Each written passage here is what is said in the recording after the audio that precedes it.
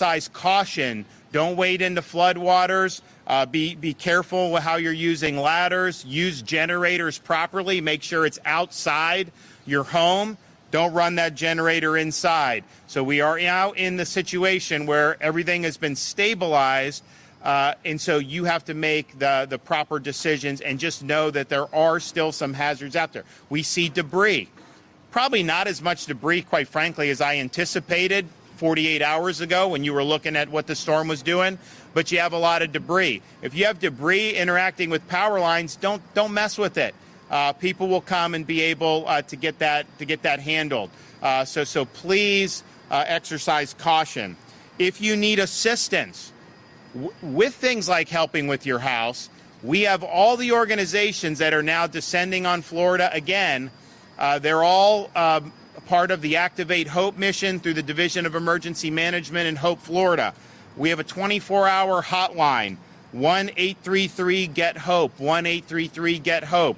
If you have needs, chances are we're going to have an organization, not even government, private organization that can go and help you, particularly when you're talking about maybe damage to your home or property. We've got folks that can come and help mitigate that for you. So please utilize the Hope Florida line for that. If people need temporary shelter, we still have Visit Florida's emergency accommodation modules and Expedia and Priceline available. We also have, through Hope Florida, if you have shelter needs, you can call Hope Florida, and they can work with their partners to see what's available. We will have the Hope Florida bus located at the following places today. In Sarasota at New College of Florida from 12 to 5 p.m. In Lee County, Hope Bus will be at Summit Church, 19601 Ben Hill Griffin Parkway in Fort Myers from 12 to 5. Charlotte County, Murdoch Baptist Church in Port Charlotte, 12 to 5. You will have the Hope Bus, and that will likely be in other counties in the ensuing days. If you have business damage, you can report your business damage on our business survey at floridadisaster.biz. floridadisaster.biz. We've also activated additional money for no-interest loans for businesses who may need a cash infusion. So we have an additional $50 million on top of what we did for Hurricane Helene. Normal businesses are eligible for up to $50,000, up to $100,000 for agriculture and aquaculture, and up to $150,000 for citrus and for cattle. And again, these are zero-interest loans, very flexible repayment options. You know, say we put aside money in Florida. We got a massive rainy day fund, massive surplus. And so we understand there's contingencies. So we want to work with people. We're not going to be beating down your door tomorrow to say, pay us back the money. We'll get it eventually, but we understand these are difficult times. And we are already starting having applications come in for Milton. We had a lot come in for Helene as well. So if you want to apply for one of those emergency bridge loans, you go to floridajobs.org/EBL, floridajobs.org/EBL. We've also activated the Florida Disaster Fund, where people can make tax-deductible charitable contributions so that this can be deployed to help people in need. That's floridadisasterfund.org, floridadisasterfund.org. We raised and distributed $63 million after Hurricane Ian. Now, this storm with Milton did not do, thankfully, the level of damage that Ian did, but there are going to be a lot of needs. We've had a lot of major companies step up and make significant contributions, and I know we've had a lot of individuals make smaller contributions as they can afford, and we thank you for that, and 100% of that money goes to helping people that are in need. I want to thank everybody for their hard work. This has been now going on for weeks where we've been on this emergency footing. I know people have been working round the clock. Just when you started getting a little bit of normalcy after Helene, when things started to maybe stabilize, you turned around and had to deal with this other menacing storm, Hurricane Milton. And as I said, there's damage. There's a lot that's going to need to be done. We did not get the worst case scenario, but we did get hit, and we're going to have to work to bounce back. Okay, Kevin Guthrie. Good morning, everyone. Thank you, Governor DeSantis, for your continued leadership. I know you're ready to get moving on the cleanup of Milton, and we're ready to do that for you. Post-disaster fatalities are preventable. You've heard the governor talk about fatalities. I want to take a minute and just remind everybody, to the point of some of the governor's talkers, we will have volunteer organizations ready to go. We already have them ready to go to come in and help you. 1-833-GET-HOPE. 1-833-GET-HOPE. You can apply. We will match up the correct, you heard me talk about a couple of days ago, the right resources at the right place at the right time. We want to make sure that we don't send you a volunteer organization that does mass feeding when you need something that needs to be cut off your roof. So we'll get you through Get Hope, Activate Hope, and make sure we get the right one there for you. We are also working with Crisis Cleanup as an extension of Activate Hope to make sure that we're ready to do debris removal, tree removal, mucking and gutting, and mold remediation. We have all of those capabilities now, and we need you to go, again, to the Activate Hope website, Hope Florida, or call us at 1-833-GET-HOPE. Before you begin any cleanup, take close-up and far-away photos of what's going on. We need you to do that inside and outside of your home. Some roadways are still flooded. I know over in the Hillsborough County area, Plant City area, we do have some roads that are still flooded. Please make sure you do not drive through flooded areas. Accidents due to floodwaters are 100% preventable, just like the fatalities related to cleaning up your home are 100% preventable. 6 inches of moving water can knock a person over. 1 foot of moving water can move your vehicle. So please do not do that. Not to mention there could be power lines down inside of that water and also wrapped up in trees. So please, please do not go out in flooded waters. Do not cut things out of trees that have power lines in them. If you have lost power and want to use a generator as a backup, please use it safely. I'm going to go over the 3 steps of using a generator safely again. Make sure it's 20 feet away from any open door of your residence, whether that's your garage. Don't put it inside your garage. It's 20 feet away from the garage door, 20 feet away from a front door, back door, 20 feet away from a window. If you run out of fuel and you need to refuel, give the generator 20 minutes to cool down and then refuel it before you restart it. And then always have a carbon monoxide detector inside your home to help prevent the carbon monoxide poisoning. Don't disaster sightsee. We have a lot of people that are out here doing great work. Well over 50,000, probably closer to 60, 65,000 responders, electrical workers, all doing really, really good work right now. But we need you to stay out of our way, just simply put. We don't need you out there sightseeing. We saw it yesterday in Siesta Key, people driving around, videoing and all that. Stay out of the way. We really, really need your cooperation on this. For assistance after the storm, call the State Assistance Information Line at 1-800-342-3557. Again, that's 1-800-342-3557. We have translators in English, Spanish, and Haitian Creole waiting for you.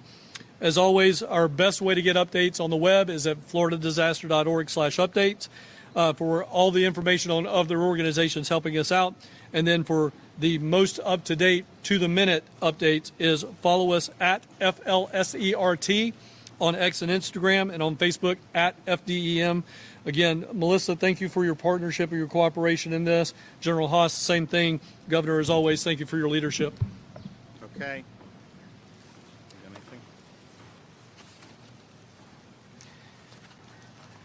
Good morning, and thank you, Governor, for your leadership, your support, and your decisive actions, enabling a broad and capable response effort.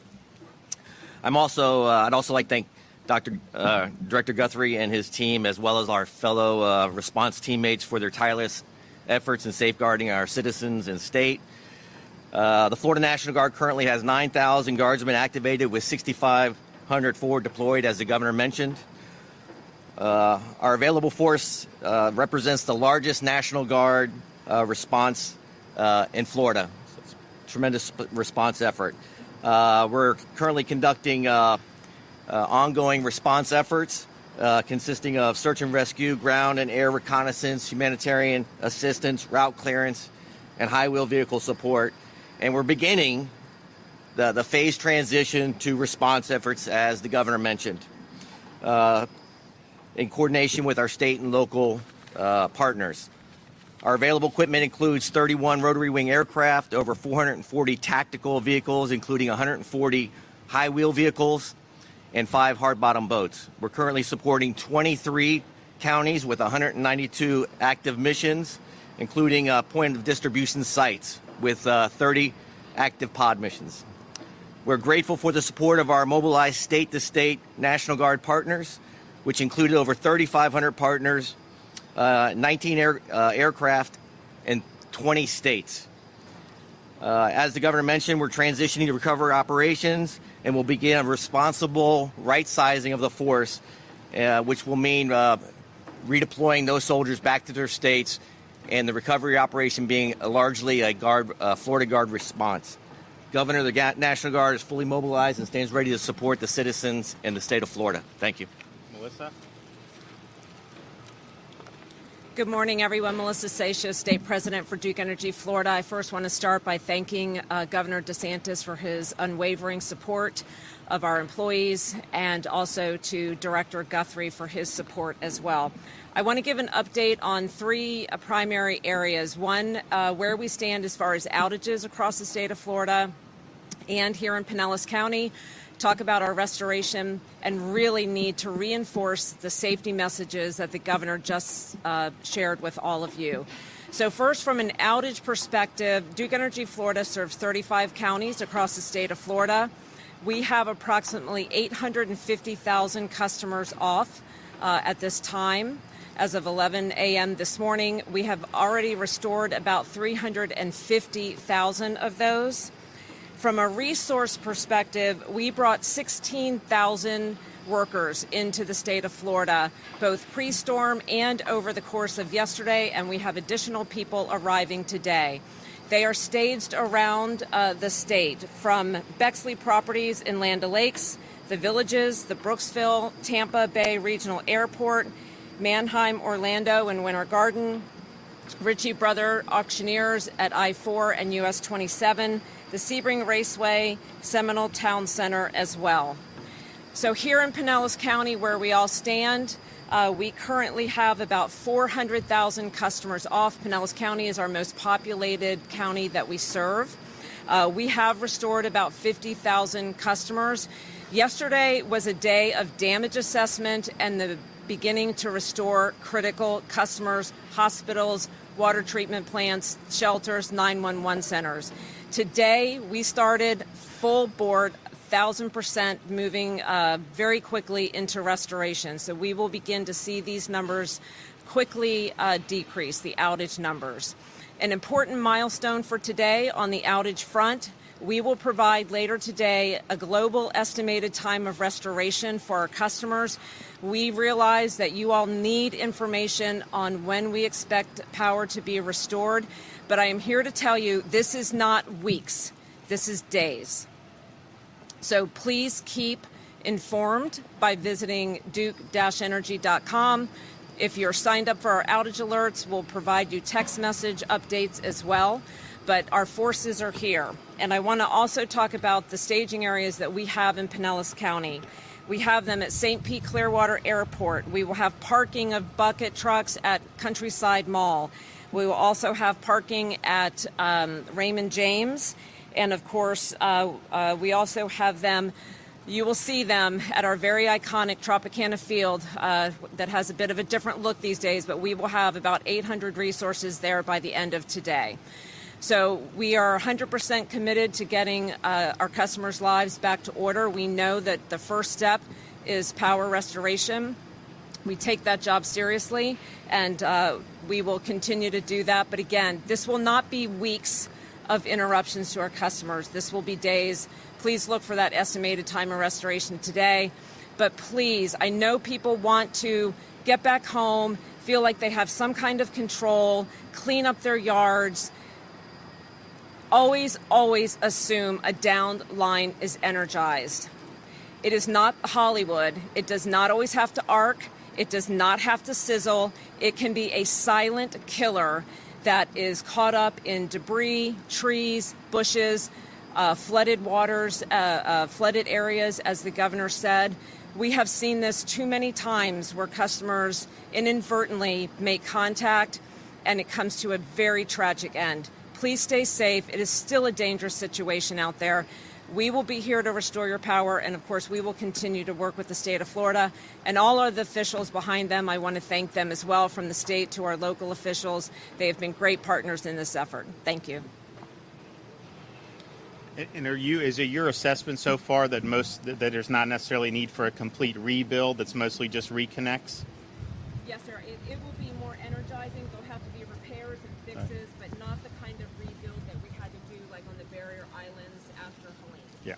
So when you're doing, so we have all the people in here statewide, Duke, TECO, FPL, co-ops, munis, and so that makes it go quicker. But if you have to rebuild the entire infrastructure because it got wiped out so bad, that just takes, even if you have everybody there, it just takes longer. If it's more of just re-energizing, you can see it done more rapidly. So I appreciate this. Is more linemen were pre-staged for this storm than have ever been done in the history of any hurricane response, because I think we're the only state that pre-stages, but certainly that. I mean, even Ian, we had over 40,000. That was a lot. We had over 30 for Helene, but this one was over 50,000 and probably got even in the mid-50s because you guys kept bringing people in when we stopped counting. So I really appreciate it, and I know it means a lot to people to be able to have the least amount of interruption to their lives as possible. And even though these storms do damage, most people,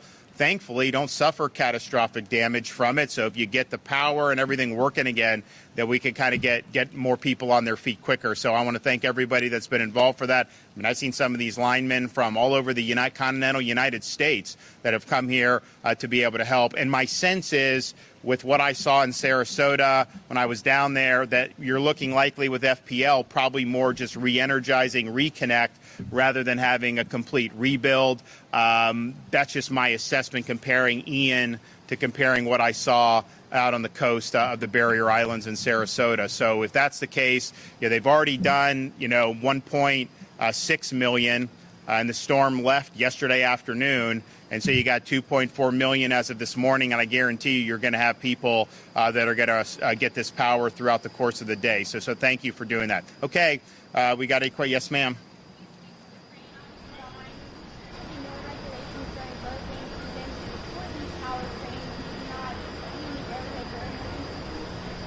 Well, I think the question is, should there be more regulation or should there just be more common sense? Do we have to regulate everything? I think most people take the cranes down, right? I know, Kevin, isn't that the standard practice? I don't think we've had to mandate that. And the building officials should do that. Yeah, and so you have building officials, you have other people that are there, and so, it's like, do you have to really kind of like crack down from the state to do it? I would hope not, and I think most of the time in Florida that is handled very appropriately, but I think it just takes a little bit of common sense. Well, anytime you're doing stuff, you always have contingency plans for how you have to deal with different things. And I think, Kevin, do you want to speak to this issue? So, the state of Florida, we certainly lead the way, and I think you've seen that over the last 72 hours on how we respond to disasters. But disasters are at the local level. At the end of the day, Pinellas County's got a plan. St. Pete's got a plan. We need construction workers to have a plan, and you've got to have those contingencies. It's not like this snuck out from anywhere. We had strong 7 to 10 days notice that things were heading in this direction. If you go back and look at the previous 7 days prior to landfall, it was constantly being called for, the greater Tampa Bay region. So, again, to the governor's point, there's got to be a point where common sense comes into play. We cannot hold everybody's hand and do everything for them. That is not the function of government, whether it's the local, county, or the state government, or even the federal government. It's not their job to do that. Again, I think there's common sense that's got to prevail. You got to have contingency plans. You live in the great state of Florida, where you're going to be the peninsula in the middle of the tropics here. So again, common sense has got to come in. But again, those have got to be decisions somewhat governed and overseen, if you will, at the local level by the local building official to say, hey, look, all permitted work has got to be secured. It's got to be done. We do that at the Department of Transportation under the governor's leadership. We don't leave barges out there to run into bridges. We got to have some common sense to this. Yeah.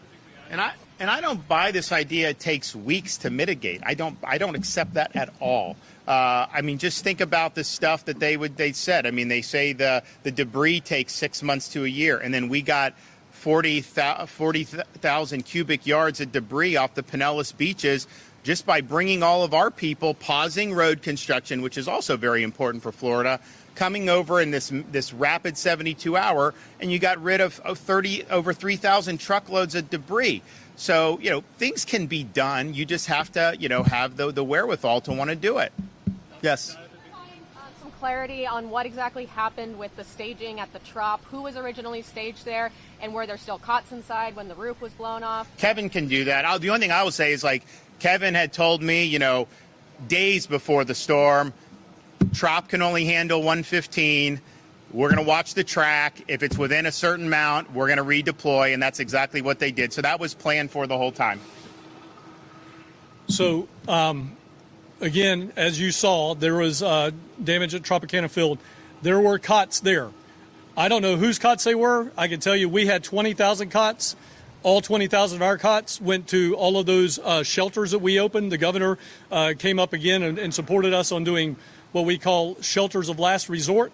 All 20,000 of those cots went to those shelters. So I don't know whose cots those were. But at the end of the day, all of those cots were still on the field. Those cots can still be used. Whoever's they were, no money was wasted. So again, all of our resources, whether they were tangible resources or they were human resources, were taken out of Tropicana Field about 12 to 13 hours before tropical storm force winds were set here in the greater St. Pete area. And we took our resources. I know there's some stuff. They went all the way to Jacksonville. No, they didn't. Portions of that went to Jacksonville. Other portions went to the Perry Foley Airport, where we already had a Helene staging area set up. Other portions went to the Florida Horse Park, where we had another staging area set up. Some of it went to the Lee County Mosquito Control, where we already had stuff set up. So we did a full demobilization of all of the resources, whether they were tangible or human, and that the stuff that was there, don't know whose it was, but we got all of our stuff accounted for.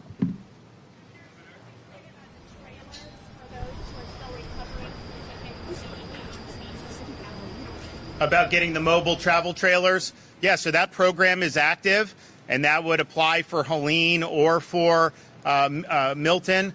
My sense is that I would say 90% of the trailers that are going to be needed are going to be Helene. Just from what I've seen, just having toured yesterday and today, when I was in Siesta Key, which was pretty close to ground zero of where the storm did.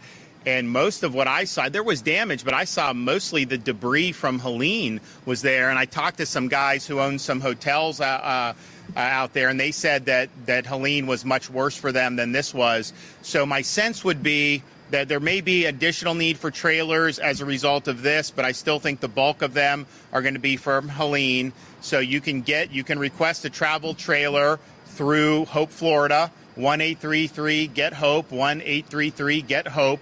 And you can talk about putting these trailers, particularly I think the trailers are good if you are going to rehab your property and you're going to be the one kind of doing it or overseeing the contractors, and you want to be involved because then you're there. If people don't want to do that, you can still apply for travel trailer, but are we approved for TSA for Helene only? Right now, we're only approved for NCS, but I told the FCO we're going to turn it on for both. Okay, so we are going to have temporary sheltering assistance available as well, and that's going to be for both, and Kevin's working with the feds to do that. But what that'll allow you to do is be able to stay in a hotel for what are we having now, 6 months? 8? The initial rollout is 60 days, but we can do that for now up to 12 months. Yeah, so you're guaranteed 60 days. We likely would be able to get that extended up to 12 months. And, it's an issue with there's going to be a need to do repairs. I mean, you look at like Madeira Beach, some of these places in Pinellas, you have 3-4 feet of water. You got to muck and gut that. Now, you can repair that, but you also have a lot of people that are doing the same thing. So how many contractors are available? Are the supplies available? We're doing stuff with Home Depot and Lowe's and Ace Hardware to bulk purchase supplies so people can have the supplies to do it. But the reality is there's going to, because it's such a populated area, it's a little bit different than maybe like Horseshoe Beach, which had a lot of damage, but it's just a more sparsely populated area. So that'd be a challenge. That's one of the reasons why, if we need to in January with this port stoppage, I know they tried to do it earlier, we will have our National Guard, and I'll mobilize whatever state resources at our ports to make sure supplies keep coming in to the state of Florida. This stuff is not going to be people aren't going to be able to rehab their homes, overnight. It's going to take time, and hopefully you can get it done as quickly as possible. But the idea that you can just pick up a phone and there's a surplus of contractors that are available right now, I don't think that that's likely the case. Now, fortunately, Hope Florida, what Kevin's been able to do, bring these groups to the table. They are able, like Team Rubicon. We had Rubicon out in where were we at with Rubicon? Yeah, we had them out in Pasco. They will take these supplies and they will help you repair your homes. So take advantage of that. It's a great service. Governor, some communities have been hit twice very hard in 2 weeks. Climate change, habitat change, increasing the threat. I know it's a difficult conversation, but has there been a discussion about not letting some people rebuild? So people, their property, they have a right to do with what they want to do with it.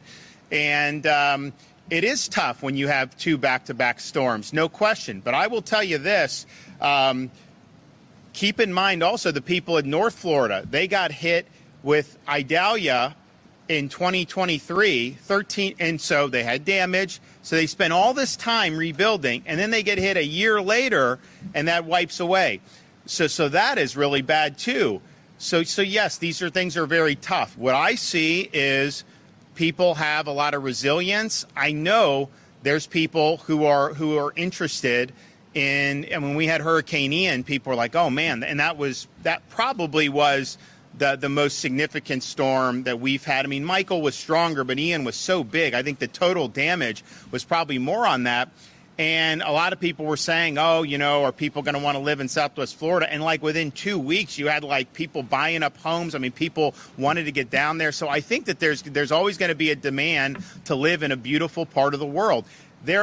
Maybe I took it for granted growing up around here, but you can go all across this country and not find beaches better than what you have right here in Pinellas County. The reality is people work their whole lives to be able and work hard to be able to live in environments that are really, really nice. And they have a right to make those decisions with their property as they see fit. It is not the role of government to forbid them or to force them to dispose or utilize their property in a way that they do not think is best for them.